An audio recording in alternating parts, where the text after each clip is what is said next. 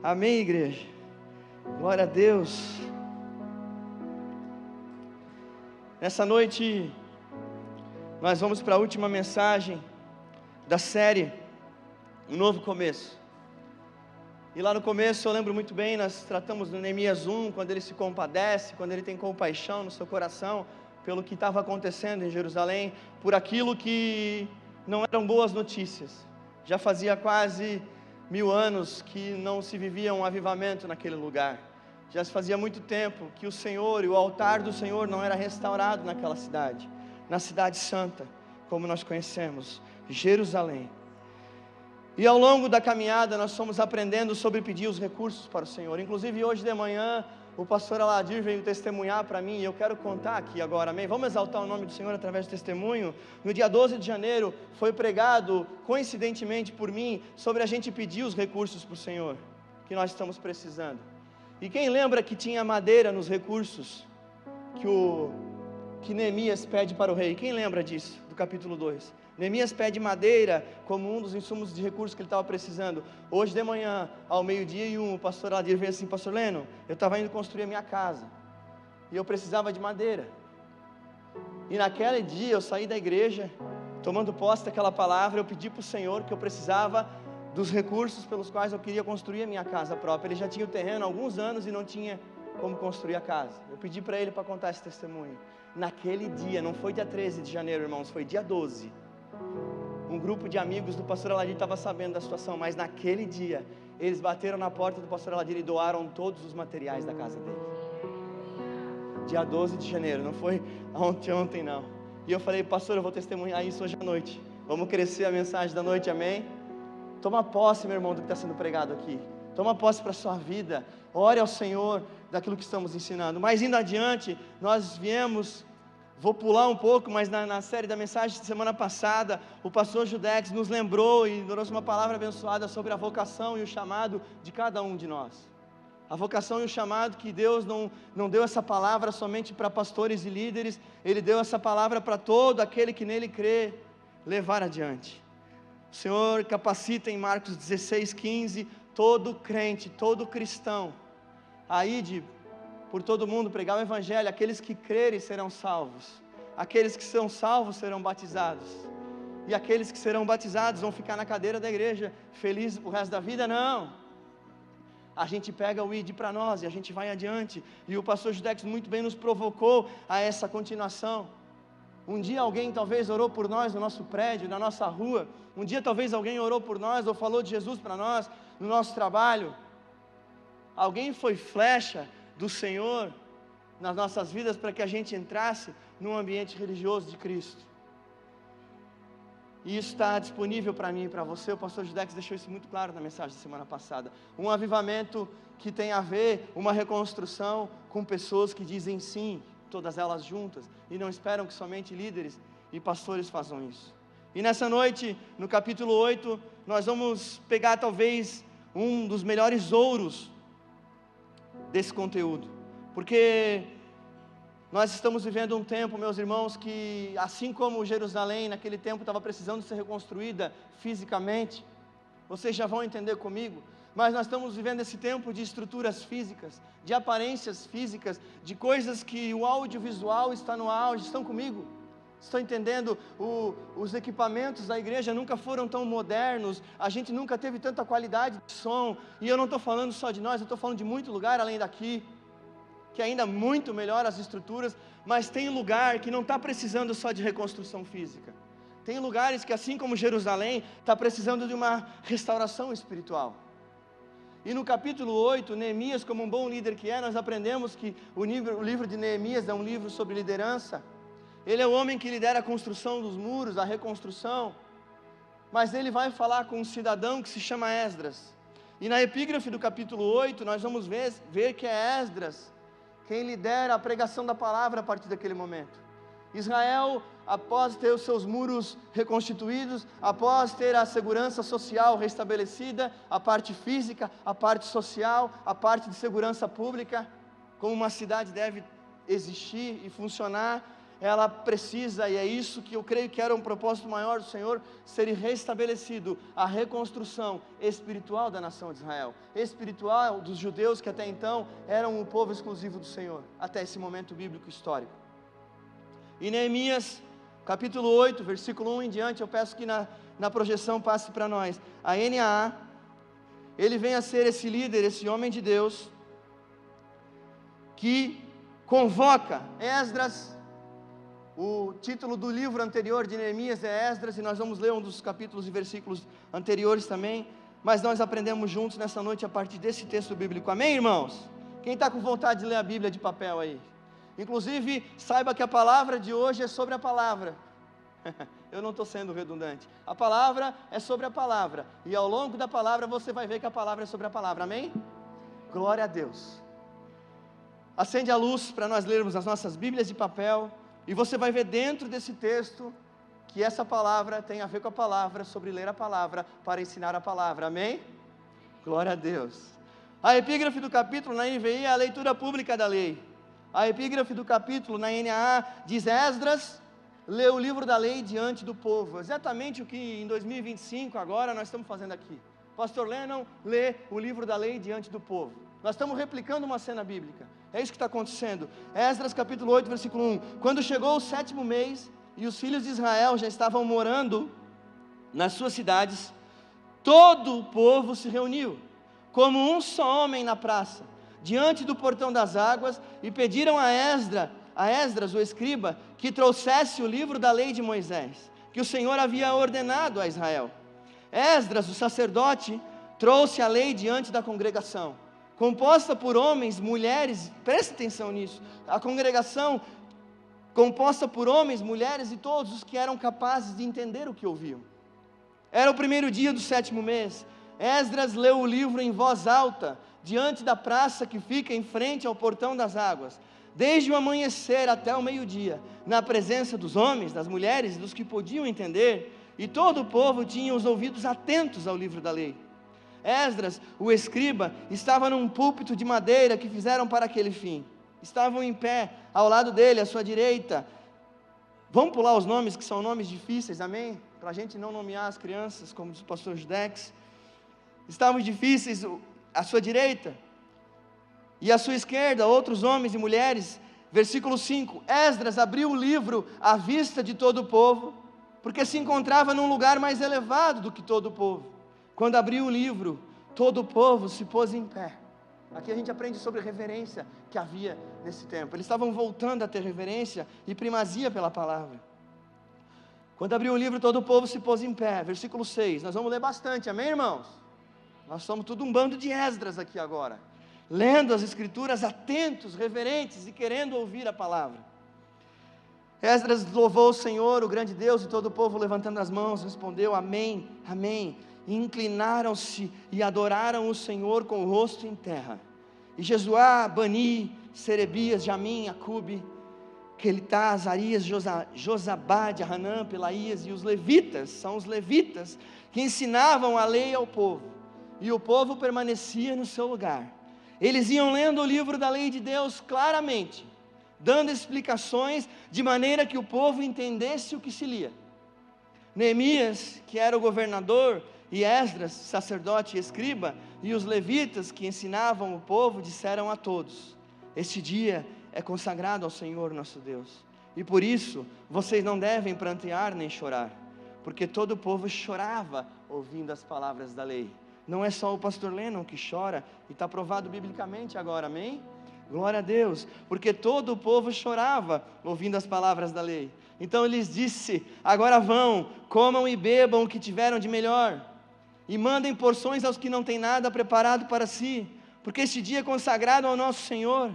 Portanto, não fiquem tristes, porque a alegria do Senhor é a força de vocês. Quem já viu num para-choque de um carro crente? A alegria do Senhor é a nossa força. Eu cresci vendo isso, glória a Deus. A alegria do Senhor é a força de vocês. Os levitas tranquilizaram todo o povo, dizendo: acalmem-se, porque este dia é santo, não fiquem tristes. Então todo o povo se foi para comer, mandar porções aos que nada tinham, e fazer uma grande festa, porque tinham entendido as palavras que lhes foram explicadas. Até aqui, depois a gente continua na segunda parte do capítulo. Pode apagar a luz, meu irmão?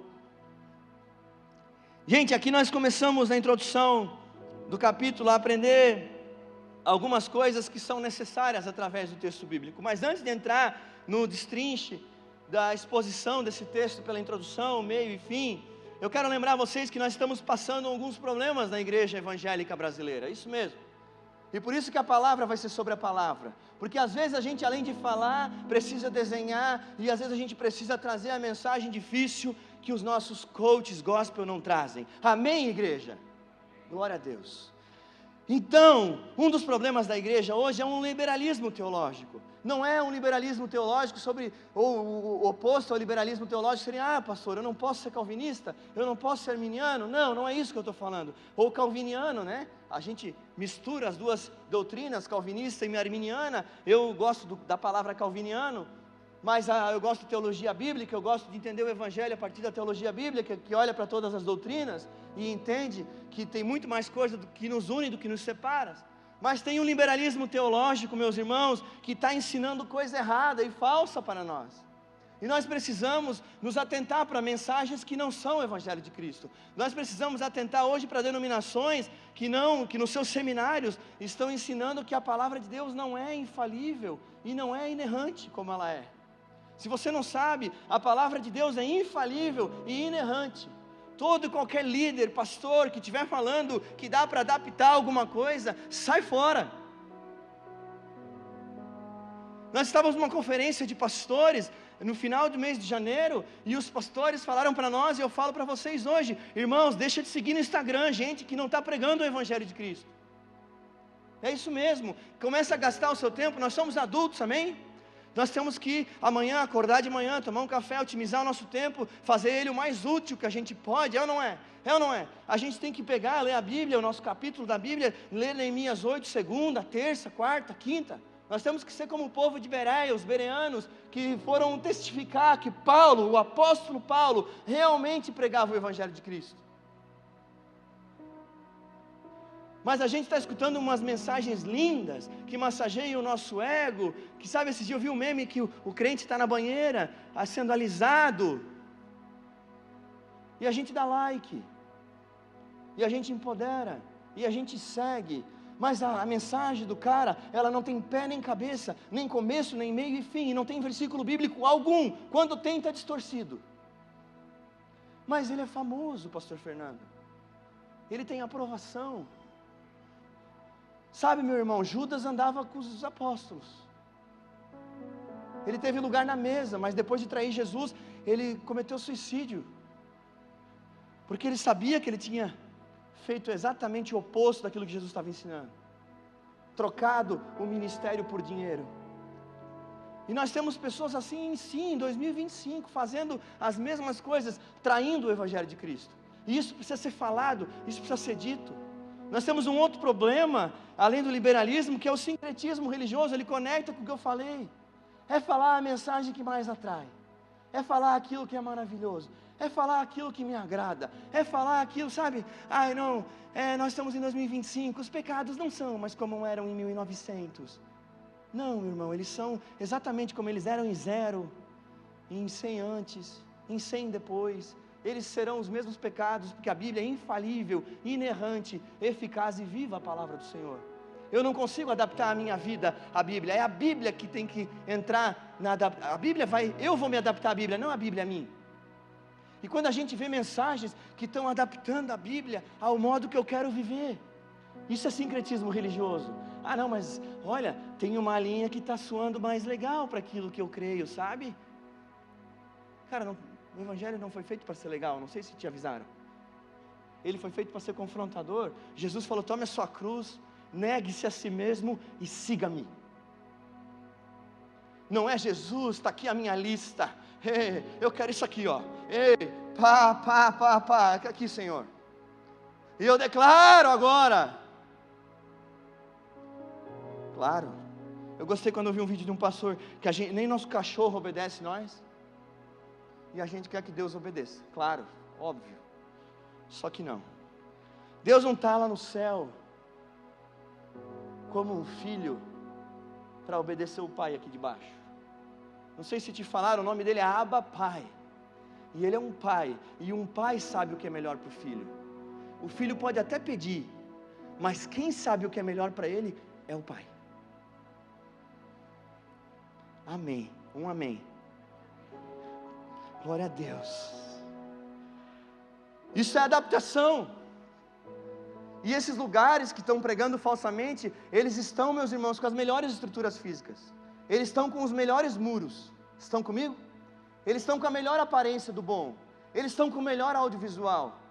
Tem lugares hoje, denominações, que tem igrejas que a TV Globo não tem, irmãos. E o vídeo deles te arrepia do pé à cabeça. Só não tem a Bíblia. Vou falar. Amém? Igualzinho de manhã. Porque quem está aqui é o pastor local. Não é um famosinho que quer like. Não posta na hora que dá mais engajamento. Não, a gente posta a Bíblia.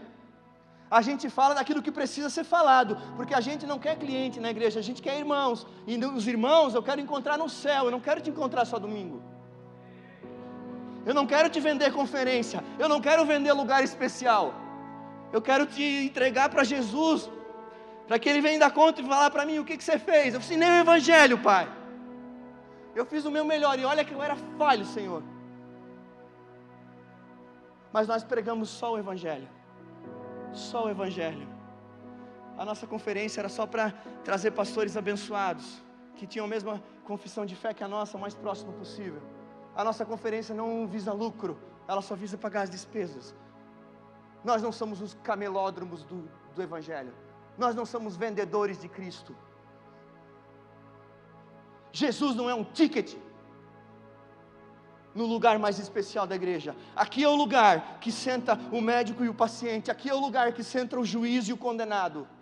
Porque todos nós precisamos do sangue de Jesus para remir juízes e condenados, para remir presidiários, para remir uma sociedade que está no pecado, que precisa ser salva pela verdade do Evangelho de Cristo, que é o poder de Deus para o homem. É essa palavra que é sobre a palavra. Não é o melhor corte com a melhor câmera. Black Magic. Papo furado. Mas vamos para o texto expô-lo para vocês. Porque essa inspiração, esses problemas têm solução. E a mensagem de hoje é sobre a solução desses problemas. Porque daí você pode dizer para mim: ah, pastor, é fácil ficar criticando. Qual que é a solução? Vamos para a solução em nome de Jesus. Primeira coisa, o ajuntamento dos israelitas, o ajuntamento do povo de Israel para ouvir a palavra do Senhor. Vamos voltar para o texto. É isso que se faz, mostra o texto, mostra a Bíblia. O que a Bíblia diz de ajuntamento de crente que fala a palavra de Deus? No 7º mês, os filhos de Israel já estavam morando nas suas cidades. Todo o povo se reuniu, como um só homem na praça. Esse movimento é espontâneo. Você não fala que Esdras está colocando no Instagram e implorando para todo mundo vir para a praça. Espontaneamente o povo vai. Com certeza foi anunciado, mas o povo vai. Porque o povo entende que a palavra vai ser pregada, então a gente vai. A igreja não muda de lugar. Olha só que legal. O prédio domingo que vem vai estar aqui, ó. Ele não vai estar lá no canto do estacionamento. É ou não é? E a praça dos israelitas estava no mesmo lugar. Então os caras ouviram: vai ter pregação da palavra, vai ter um reavivamento espiritual depois da reconstrução do muro. Nós vamos estar lá. É espontâneo, é coletivo, é harmonioso. Mulheres, crianças e todos aqueles que entendiam. Você entende as coisas? Porque é sobre isso que eu estou falando, sobre coaches que não pregam o Evangelho. Você antes de dar like já viu o conteúdo? Você foi para procurar se tem na Bíblia o que estão falando? Porque esse povo aqui de Israel sabia o que era pregar. A pregação da palavra. É proposital, é intencional. O nosso ajuntamento não é para ver se está dando certo a igreja. O nosso ajuntamento não é, talvez sim, para ver que a palavra está sendo pregada, mas é proposital. Eu vou lá, eu estou estudando a palavra, no mínimo igual o pastor, e eu não concordei com tudo que ele falou. Vem falar. Olha só que momento poderoso, encorajador. Nós discutimos uma visão diferente sobre a mesma palavra pregada. É isso que os bereanos faziam com o apóstolo Paulo. Mas eles estudavam o texto, eles se aprofundavam na palavra do Senhor, eles estavam cientes do que precisava ser dito, falado, pregado em nome de Jesus. Todo o povo se juntou como um só homem, vai falar de unidade. A nossa unidade não é só para fazer uma boa estrutura, a nossa unidade é para ouvir e colocar a palavra em prática. É para ouvir e exercer aquilo que o Evangelho fala. Você quer a prova disso? Eu quero falar de Neemias para você, de Esdras para você. O homem que o grande líder Neemias escolheu para pregar. Você quer a maior referência? Porque que a palavra que a gente vê postada em algum lugar, sendo pregada em outros lugares, deve ser sim analisada, pensada e vista se a luz da Escritura está tendo fidelidade bíblica e teológica. Olha quem era Esdras, capítulo 7, versículo 10, pode colocar para nós. Tem 3 caminhos para você fazer um filtro em toda a mensagem que você ouve. Num versículo, porque Esdras pôs no coração o propósito de buscar a lei do Senhor. O primeiro caminho é buscar. Eu não consigo, e nem você consegue, ir lá em casa, abrir minha Bíblia e ler para mim, não é? É logisticamente ruim. Então buscar é buscar por si próprio. Buscar é abrir a Bíblia finalmente e lermos Neemias 8 amanhã, terça, quarta e domingo, e destrinchar isso daqui. E realmente voltar talvez, enquanto estamos pregando outra série de mensagens, você lê de 1 a 8 tudo de novo. No começo do ano um irmão me perguntou: pastor, quero ler a Bíblia inteira, eu começo por onde? Começa pelo que nós estamos pregando, Neemias. Vamos aprender junto. Não fica em Neemias e nós lá em Apocalipse. Eu acho que ele começou assim, amém? Falei, cara, tua comunidade de fé está falando sobre isso e nós vamos aprendendo junto. Neemias 7:10. Esdras 7:10, porque Esdras pôs no coração o propósito de buscar a lei do Senhor. E olha que frase grande sobre a segunda forma, cumpri-la. É buscar, ler, aprender e cumprir. Eu achei interessante, porque não diz assim, você tem que cumprir, porque isso, porque aquilo, porque acolá, porque Jesus é lindo, porque Jesus é feio, porque Jesus está na conferência, porque Jesus não sei o quê, porque tem um lugar especial. Não, cumprir é cumprir. Que nem os nossos trabalhos. Tem que cumprir até às 18, não é até 17h59. Cumprir é cumprir, não é? Tem coisa que é simples, o povo está floreando às vezes. Cumprir é cumprir, ó. E ensinar Israel os seus estatutos e os seus juízos. Depois de aprender, de buscar, depois de cumprir, de viver o que se prega, de viver o que pregamos. Eu vou ficar retendo agora, é sobre isso essa mensagem também. Não, eu vou falar para a próxima geração. Eu vou perguntar para o Gabriel Dunk se o Energy está precisando de ajuda. Eu tenho certeza, estou sabendo de ontem que o Kids está precisando de ajuda. Eu quero ajudar os filhos dos outros a conhecerem e aprenderem a palavra. Eu quero ajudar o Plug de 11 a 13 anos. Eu quero ajudar os jovens do Hub. Qual que é a demanda que a igreja tem que eu posso me encontrar na minha vocação? É no louvor, vamos fazer audição. Vamos estar com a vida diante do altar. Vamos ver se a gente está buscando, cumprindo e ensinando. Isso para todos nós, em todos os ambientes da liderança da igreja. Passa um filtro nas nossas intenções, passa um filtro na nossa motivação, é a palavra o filtro. E Esdras é esse cara que, com certeza, esse homem, esse escriba que pôs no coração um propósito simples: buscar, cumprir e ensinar. Mas como eu postei no meu Instagram recentemente, nós não somos essa geração. Nós somos a geração que os vendedores de coisas no Instagram descobriram que a gente gosta de vídeo de 15 segundos, porque a gente tem preguiça, eu incluso. Tem uns vídeos que começam a ficar grande, né? Dá um sono. Por isso que é melhor ler a Bíblia. Se der sono, ao menos você dorme com Deus, não com influência, né, não é? Glória a Deus. O pastor Chris Walton falava, não, o pastor Bill Johnson falava. Perguntaram para ele, um aluno do seminário perguntou: pastor, que problema, toda vez que eu estou lendo a Bíblia, eu caio no sono e durmo. Ele falou: meu filho, ao menos você está dormindo no colo do pai. Ele está bem feliz. Quem é pai aqui e o filho dorme no teu colo, buscando pelo teu amor, te acariciando, querendo consumir de você aquela fração, aquele bálsamo de amor que tem em ti? Meu irmão, nós somos representação dele. Os nossos filhos estão exatamente assim, nos nossos colos, às vezes querendo amor, carinho. A gente condena, já escutei o pastor falar que não pode dormir lendo a Bíblia. Pode sim, irmão, mas leia bastante antes de dormir, amém? Coisa boa, dormir com a Bíblia, e não com o vídeo ruim do Instagram, para não falar outra coisa, amém?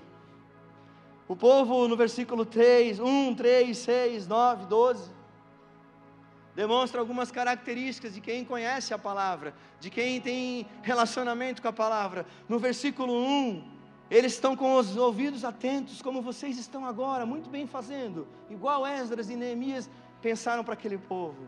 Ei, povo com o ouvido atento, no versículo 1. No versículo 3, eles estão reverentes.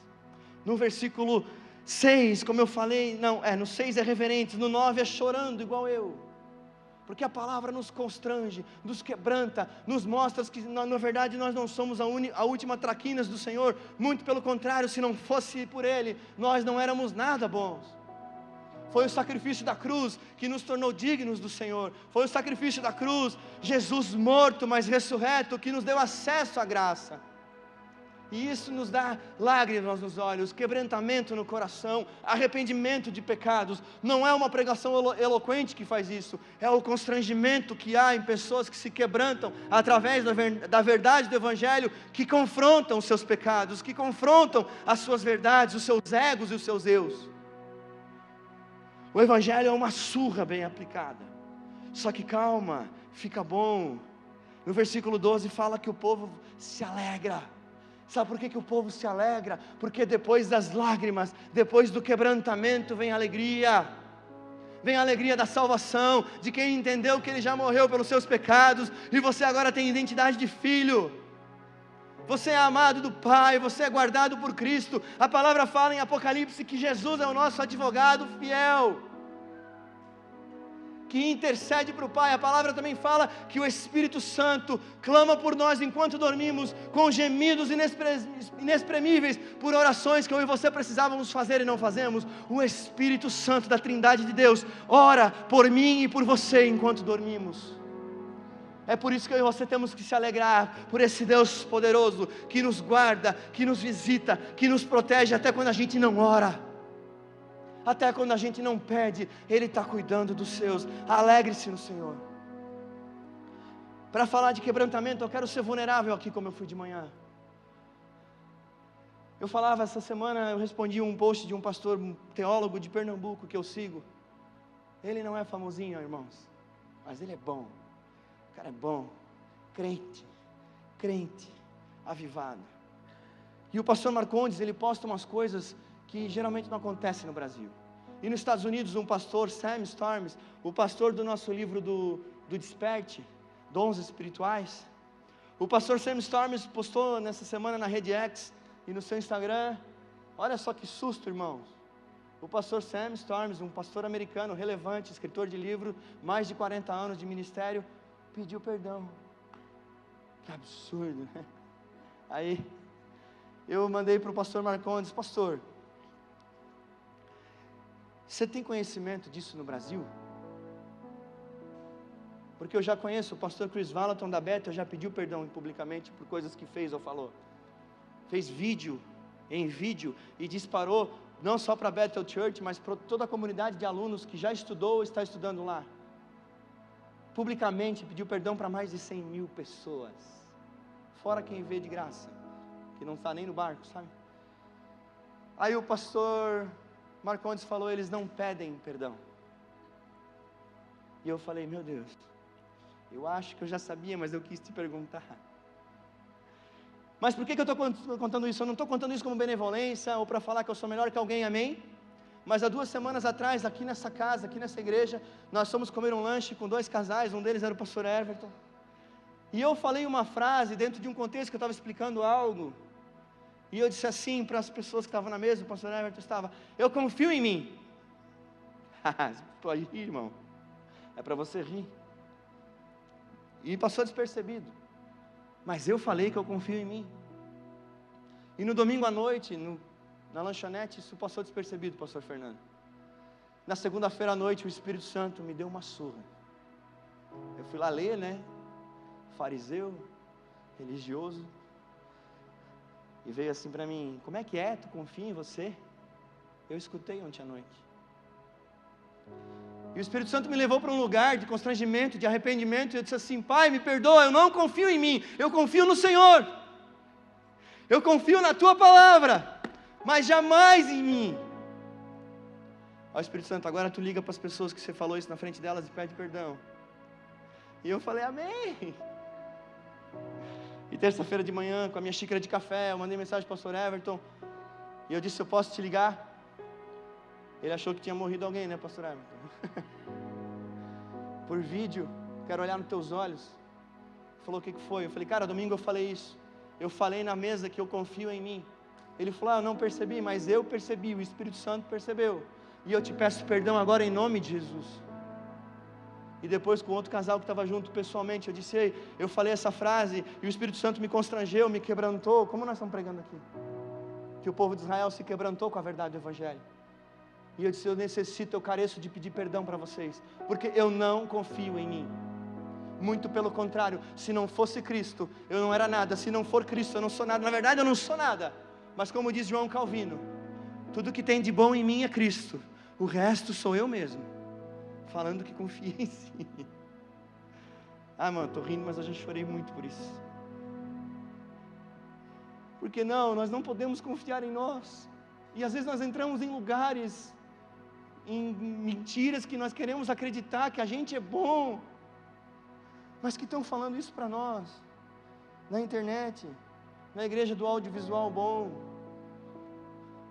na igreja que está se achando a última bolacha do pacote, na denominação que já não acredita mais na infalibilidade das palavras de Deus, e a gente inconscientemente está acreditando em um monte de mentira, que o homem é bom, que a gente por nós mesmos temos todo o potencial.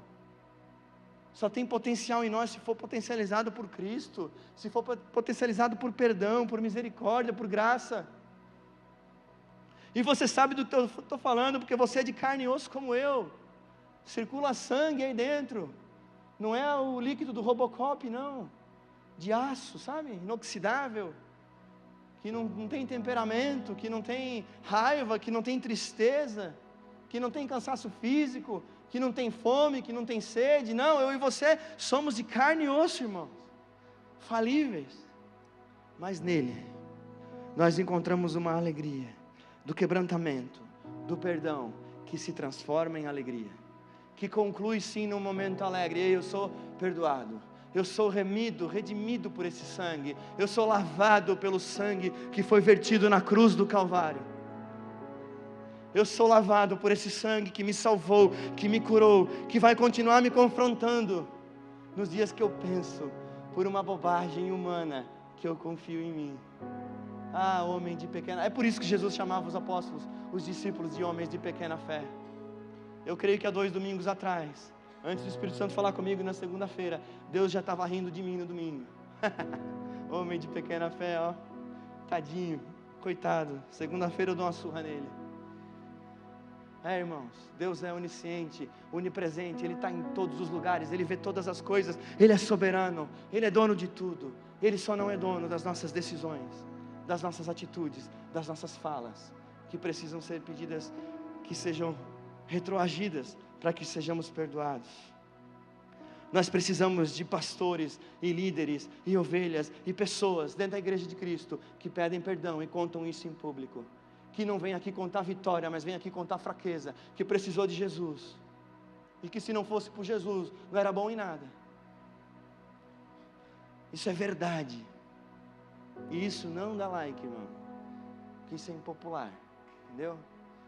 O negócio é grandiosidade, o negócio é foguinhos, estourar, como é que é? Os confete, isso é legal, isso é massa. Muitos buscam a casa do pão, são como Noemi e sua família, que saíram de Belém e foram para Moabe, mas não havia pão na casa do pão. Tem joio tratando joio, irmão. Nós chegamos nesse lugar, tem joio dando alimento para joio, e criando denominações poderosas de joio, ricas. Mas eu quero falar para você, que não tem igreja que fica de pé sem a pregação do verdadeiro Evangelho de Cristo. Não tem dinheiro de igreja que fica de pé se isso aqui não for pregado genuinamente. O que deixa uma igreja de pé não são líderes eloquentes, é uma pregação genuína e coerente da palavra de Deus. Pode passar o homem que for, ele mantém de pé lugares que prezam, que tem pela primazia a pregação da real palavra e do real Evangelho de Cristo. Vamos, atitudes do povo, como vocês já estão aqui na minha frente: ouvidos atentos, mente desperta, reverência, adoração. Uma das coisas que eu gosto de falar é sobre que a palavra de Deus, ela tem que atingir o nosso intelecto. O movimento é muito legal, o barulho é muito bom. Nós viemos aqui na vigília e nós tivemos um momento sobrenatural nesse lugar. O Espírito Santo desceu. Mas nesse lugar aqui, nesse reavivamento de Israel, no capítulo 8, você vai perceber que o reavivamento passa por uma pregação expositiva e clara da palavra que atinge o intelecto. Não era sobre barulho, era sobre entendimento. Está comigo? É sobre entender. Não adianta uma frase de efeito que faz um e nós, yes. Tá, você entendeu? Você compreendeu? Tem a ver com o Evangelho de Cristo? Ela atinge o intelecto, ela é dirigida à mente, a mensagem do Evangelho.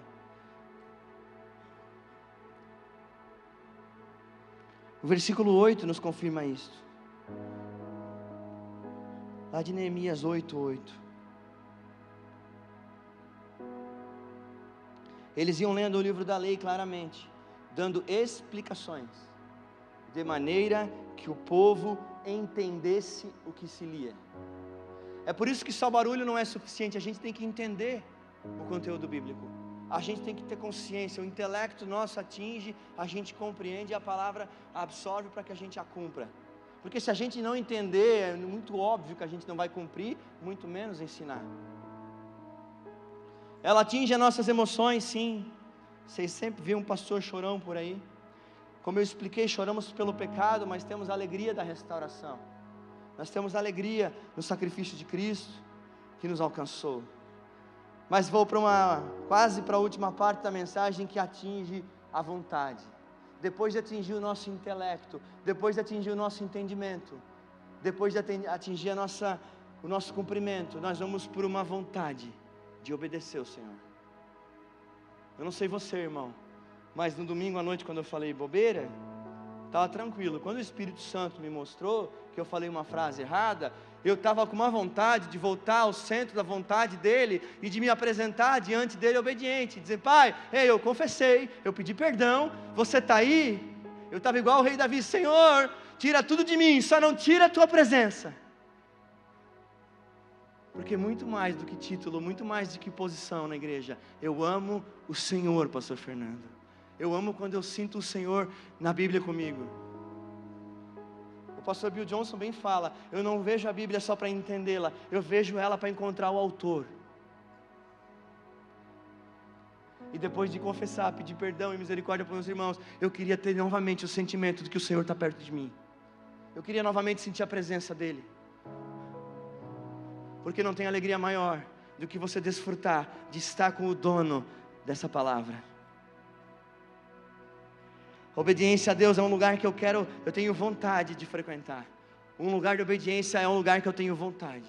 Não é um lugar de justificativa. Mas eu fiz isso porque assim, veja bem, pastor Everton, se você pensar direito, não. É confissão, perdão, quebrantamento e alegria de que Ele perdoa, de que Ele restaura, de que Ele refaz. E depois, no versículo 12, veja comigo o versículo 12 do capítulo 8. Acalme-se, porque este dia é santo, não fiquem tristes. Então todo o povo se foi para comer, beber, mandar porções aos que nada tinham, e fazer uma grande festa, porque tinham entendido as palavras que lhe foram explicadas. Solidariedade, generosidade, está aqui. Depois da alegria, do quebrantamento que a palavra fez no povo, eles se alegram e vão comer e beber. E no significado aqui, eles vão começar a produzir a festa dos tabernáculos. Um momento em que os judeus têm por celebração comer, beber, mas mandar porções aos que nada tinham. Não tem como ser cristão e não ser solidário. Não faz sentido, na verdade é uma obrigação. E eu não estou falando só de dinheiro, irmãos, e eu já vou falar sobre recursos, porque nós temos muitos recursos, eu e você, muitos recursos. Sabe qual é o maior recurso que eu e você temos? Tempo. Há poucas semanas agora eu ouvi um testemunho muito forte sobre avarento, e quem conhece a palavra avarento, quem já ouviu falar sobre avareza, eu sempre atribuí ela a dinheiro. Eu pensava que avarento é um cara que tem bastante dinheiro e não quer ajudar em lugar nenhum. Estão comigo? Não ajuda um pobre no sinal, não ajuda na igreja, não ajuda numa cidade. Dinheiro, eu só tinha avareza por dinheiro, e eu fui levado a uma amplitude de mente sobre pessoas que não são solidárias, não têm um coração generoso com o tempo. E eu vi um homem de 70 anos na minha frente testemunhar, dizendo assim: meu querido, eu era um diretor de uma multinacional, eu viajei para 18 países, dos 30 dias dos meses, eu passava 28 fora de casa, e eu dava 2 dias do mês para minha família. Eu era um avarento de tempo. Eu dava o melhor para uma empresa e o pior para minha mulher. Eu dava o melhor lá fora e o pior aqui dentro de casa. E eu falei: uau, o que eu estou ouvindo aqui? O ouro. Aí ele me contou de um outro cara que ele conheceu, que se gloriou, dizendo para ele: líder, pastor, que disse que contou orgulhosamente assim: dos 365 dias de 2024, eu passei 7 dias em casa, e todos os outros na igreja. Misericórdia, vai se converter. Aonde que está escrito isso? Lá em 1 Timóteo fala que o pastor tem que cuidar da sua esposa, que tem que ter a família sujeita a si, que tem homem que tem ser uma mulher só, tem que ter a caráter aprovado. 358 dias, tá de brincadeira, quase caí da cadeira. Que não, só tu conhece gente assim. Tá louco, irmão? Avarento de tempo, dá o melhor para os outros e o pior para o seu lar. Cristão é solidário, cristão é generoso, cristão dá o melhor em casa. E se tiver tempo, ele dá o melhor sim na congregação. Ele dá curso de homens, ele dá curso de mulheres, ele se prepara para pregar, ele se prepara para servir, sim. Mas o primeiro lugar que ele é mais servo, que ele é mais crente, que ele é mais cristão, é em casa. Que ele é menos avarento, é em casa. É em casa. A minha esposa vai me cobrar dessa mensagem, amém? E vai ser com recurso financeiro. Amém, amor? Vai me cobrar dessa mensagem. Solidário e generoso em casa, só para a igreja, irmãos. A Ju não, brincadeira. Por fim, estamos indo para a nossa conclusão. No versículo 13 em diante, perceba comigo, coloca para nós o versículo 13 do capítulo 8 de Neemias. No dia seguinte, olha quem? Os chefes das famílias, os sacerdotes do lar, de todo o povo, os sacerdotes e os levitas se reuniram com Esdras, para criticar Esdras. Não, o sacerdote, para estudarem as palavras da lei. Depois de uma vigília legal, depois de um culto abençoado, depois de uma palavra provocativa para o bem, para o melhor, eles vão segunda-feira: pastor, o que aconteceu domingo foi muito bom, mas a gente quer mais. Esdras, nós vamos continuar, é isso que o povo faz, uma igreja, uma liderança que diz: ei, nós vamos manter essa chama acesa, nós vamos manter esse avivamento, nós vamos preservar a presença e a primazia da palavra do Senhor entre nós. Acharam escrito na lei que o Senhor havia ordenado por meio de Moisés. Eles começaram a encontrar na lei, encontrar na palavra as coisas que eles precisavam voltar a fazer. E é exatamente isso que eu e você precisamos voltar a fazer, pastor Fernando. Buscar na palavra o que o meu irmão precisa voltar a fazer. Não, é o que eu preciso voltar a fazer. No meu caso foi voltar a fazer, pedir perdão. Acharam escrito na lei que o Senhor havia ordenado por meio de Moisés que os filhos de Israel deveriam morar em cabanas durante a festa do tabernáculo do 7º mês. Assim publicaram e anunciaram em todas as suas cidades em Jerusalém. Eles começaram a obedecer decretos e mandamentos daquele tempo, para que voltasse a ser feita a festa dos tabernáculos, para que voltassem por 7 dias a celebrar o que o Senhor fazia no meio deles. Que voltassem a por 7 dias estudar, aplicar, explicar e ensinar a palavra de Deus.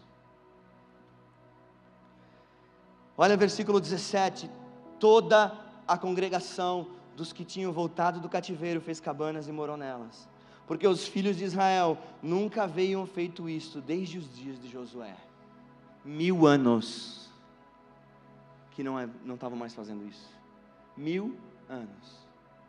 Quantos meses, quantos anos eu e você estamos negligenciando alguns pecados?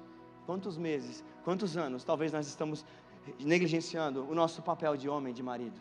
Há quanto tempo que a gente não se posiciona numa área que já passou da hora da gente se posicionar? É isso que o povo fez. Eles foram buscar na palavra e eles foram se posicionar. Ei, está aqui Esdras. Eu estava lendo a Bíblia quando nem você não estava. E está aqui, nós precisamos voltar a fazer isso. Nós precisamos não esperar mais só o puxão de orelha do sermão de domingo. Nós precisamos encontrar na palavra aonde mais ela me bate. E não o melhor vídeo que me amacia. É sobre isso, é por isso que lembra que a palavra era sobre a palavra, que tem tudo a ver com a palavra? Toda a congregação dos que tinham voltado do cativeiro fez cabanas e morou nelas, porque os filhos de Israel nunca haviam feito isso desde os dias de Josué, filho de Num, até aquele dia, aproximadamente 1000 anos.